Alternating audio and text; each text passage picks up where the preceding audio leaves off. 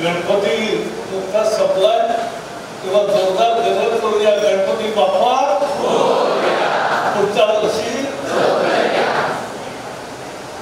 शेवटी आयुष्यात चर्चाचं महत्व फार मोठं असतं. भाषण आपल्या पुढे या तिघांनी इतकं सुरेख केलं म्हणजे ठाकर सरांनी प्रॅक्टिकल धावपट्टीवरच घेऊन आणलं आणि जाधव सरांनी मेहनत केली तर काय होतं हे त्यांच्या उदाहरणातून सांगितलं आणि हर्षदांनी सुद्धा खूप चांगले विचार मांडले की काय करता येईल. त्यामुळे मला तर भाषण आणखी नाही करायचं पण मी रॅपिड फायर करूया. चालेल? Rapid fire questions. गणपतीमध्ये ढोल आणि ताशा कोणी वाजवला? हात वर करायचं. एक आहे. Very good. अभिनंदन. त्याच्यासाठी टाळ्या वाजवा. कारण ही सुद्धा कला आहे आणि ही शिकण्यासाठी मेहनत करावी त्याशिवाय येत नाही. रोज व्यायाम करणारे किती? हात वर करा. खूप जण आहेत. जाधव सर तुमच्याकडे पाहून लोक करतायत. आजची महत्वाची बातमी कोणती आहे जरा सांगा कोणीतरी. सगळ्यांना हल्ली बातम्यावर मी आता हा प्रश्न विचारत नाही की वर्तमानपत्रात कोणी वाचलाय कारण त्याचं उत्तर फारच मी असेल. मग पाहायचं आजचं वर्तमानपत्र कोणी वाचलाय?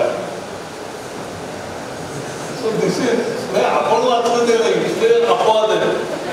पण सोशल मीडियावरही बातम्या येतात. आजच्या जगामध्ये घडलेली सगळ्यात महत्वाची बातमी काय आहे? कुणाला सांगता आलं तर एखाद्याने सांगावं. महत्वाची बातमी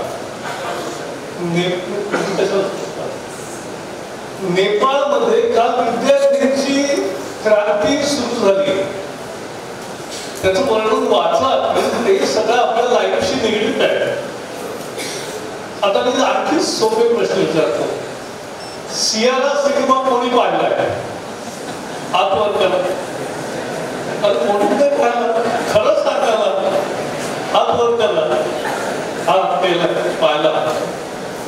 रॉकेट बॉयज कोणी पाहिलं? टेलिव्हिजन सिरीज रॉकेट बॉयज म्हणजे याने 2 जण आहेत. कारण तुम्ही जे शिकणार आहात त्याचं रॉकेटची स्टोरी आणि ॲटॉमची स्टोरी आणि त्याचं इंजिनिअरिंग हे सगळं त्यामध्ये आहे. 3 इडियट्स कोणी पाहिलं? Very good. सो 3 इडियटनी काय शिकवलं? रट्टा मार के मत पडो समज के पडो. करेक्ट? मी तेच सांगणार आहे की समजून घेणं म्हणजे शिक्षण आहे. आपल्याला विषय समजला नाही तर प्राध्यापकांना बंडावून सोडा. त्याला वाटेल तेवढं विचारा. पण रट्टा मारून पास. मला हे सांगा की तुम्ही पास होण्यासाठी आलाय का खरंच नवं शिकण्यासाठी आलाय? इंजिनिअरिंग शिकण्यासाठी आलाय तर ते महत्वाचं आहे. कारण पास तो होता. हल्ली परीक्षा पद्धती खूप सोप्या झाल्या. आणि व्हॅक्सिन वॉर सिनेमा कोणी पाहिला? एक जण आहे. पण एकही जण आहे. मी जी सिनेमांची नावं सांगितली ही सिनेमा कोण काय वाटतं याच्यासाठी नाही. मी यासाठी विचारले की या सगळ्यामध्ये सायन्स आहे इंजिनिअरिंग आहे महत्वाचं आहे. म्हणजे कोविड असताना आटोशिक्षण पूर्ण लगेच पाहायला पाहिजे. आणि नाना पाटेकर आणि कोण आणायचं तरी सुद्धा आपण पाहत नाही. जग पाहण्यासारखं भरपूर आहे. जग म्हणजे रील नाही. रील पाहणं आणि इंस्टाग्राम पाहणं हे जग नाहीये. जग असं बाहेर खूप महत्वाचं चालू असतं. हॅकॅथॉन कोणी ऐकलाय शब्द? खूप झाला. Very good. कॉंग्रॅच्युलेशन. हरित क्रांतीचा जनक कोण? कोणी सांगा? हा एकाने सांगा.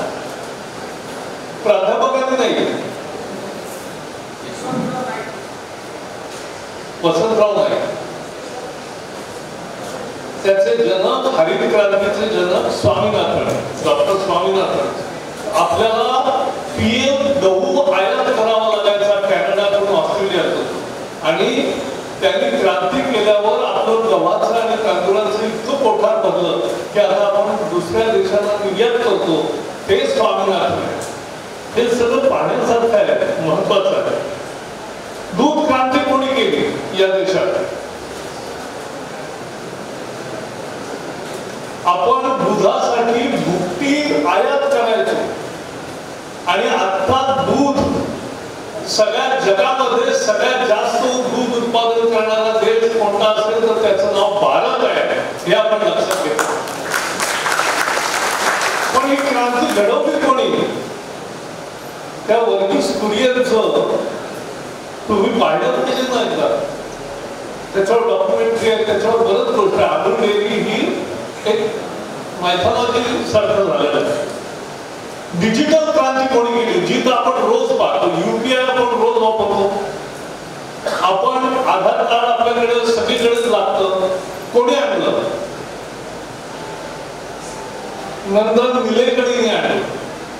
मला वाटतं मला असं प्रश्न विचारून शिकवलं तर जास्त आणखी चांगली होईल. कारण व्यवहारिक जगातलं आपल्याला काही माहित नाही हे लक्षात आलं का? कारण ते महत्वाचं आहे. How much we lack, how much we need to concentrate and get knowledge. तुमच्यापैकी बरेच जण शेतीतले आहेत.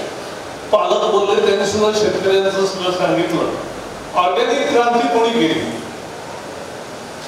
महाराष्ट्रीयन माणूस श्रीपाद दाभोळकर, त्यांनी ऑर्गॅनिक शेतीची सुरुवात केली आणि आपलं बी द्राक्षाची क्रांती सुद्धा त्यांनी घडवली. सगळं महाराष्ट्राच्या अर्थव्यवस्थेत बदल झाला. रॉकेट रिव्होल्युशन कोणी केली? रॉकेट कोणी पहिलं तयार केलं? नाही. तुम्हाला सगळ्या शिक्षकांसाठी सुद्धा हा धडा आहे की आपण जर असं वर्गामध्ये 10-15 मिनिटं वेगळं काही बोललो नाही आणि केवळ परीक्षेत काय येईल आणि त्याचीच उत्तरं शिकवली तर ते शिक्षण नाही. शिक्षण पाहिजे असेल तर हे व्यवहार जग काय चाललंय, म्हणजे हे रॉकेट क्रांती विक्रम साराभाईंनी केली. पहिलं रॉकेट तयार केलं, कसं केलं? अब्दुल कलाम होते तरुण सगळ्यात त्यावेळेला, आणि कसं आहे त्याचं स्टोरी आलेली आहे की रॉकेट बॉयज पाहिला तर तुम्हाला कळलं कसं कळलं.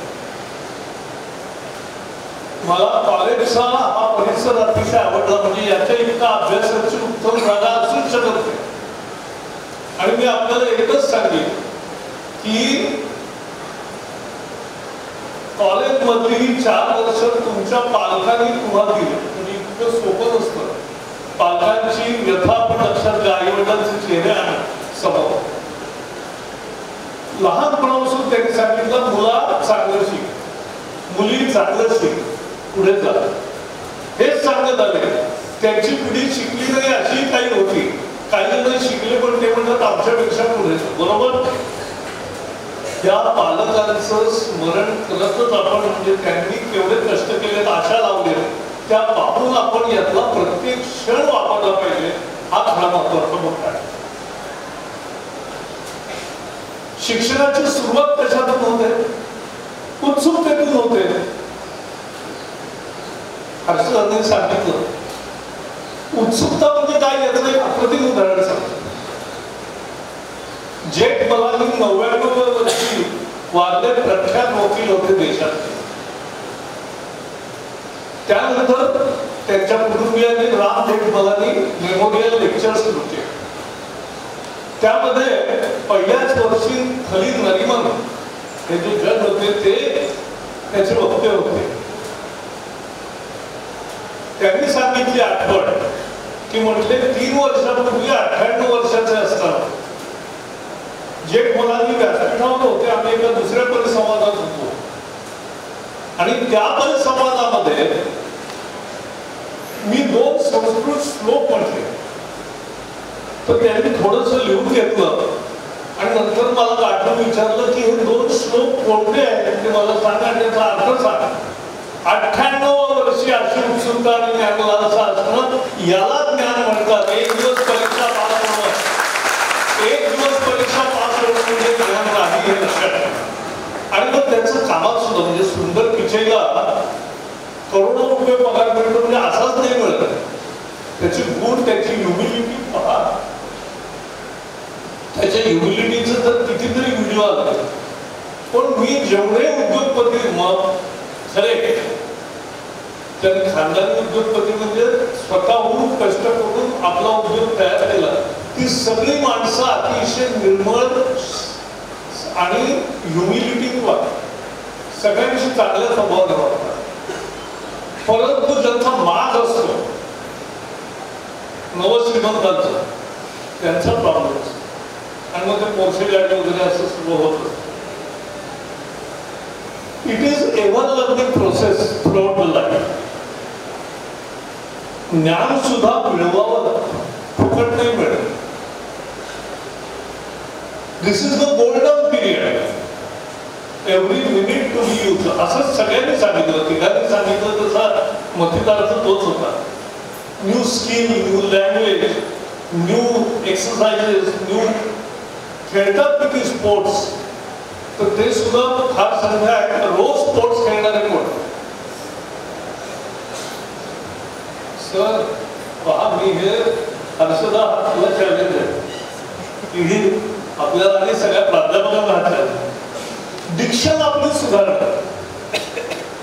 त्या विमानामध्ये त्या बायका ज्या बोलतात त्यातलं निर्णय वेळा तर काही कळतच नाही, कारण त्यांचं डिक्शनच चांगली.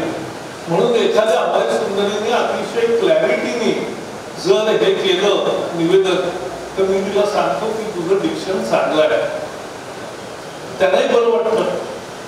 पण डिक्शन, रायटिंग, आपलं अक्षर चांगलं पाहिजे. आता पण टाईपच करावं लागतं, कारण टाईप करावं लागतं. ते सुद्धा त्याची स्टोरी आहे. स्टीव्ह जॉब्सनी पहिला कॉम्प्युटर जेव्हा काढला, त्याच्या आधी तो कॉलेजमध्ये इंजिनिअरिंगला गेला होता, पण त्याला इंटरेस्ट वाटेना, म्हणून तो कॅलिग्राफीचा क्लासला गेला, म्हणजे हस्ताक्षराचा क्लास, आणि तो कोर्स पूर्ण केला. तो कोर्स पूर्ण केल्यावर आज जे कॉम्प्युटर मधलं उत्तम डिझाईन आपल्याला दिसतात अक्षरांची, ती सगळी त्या त्यांच्या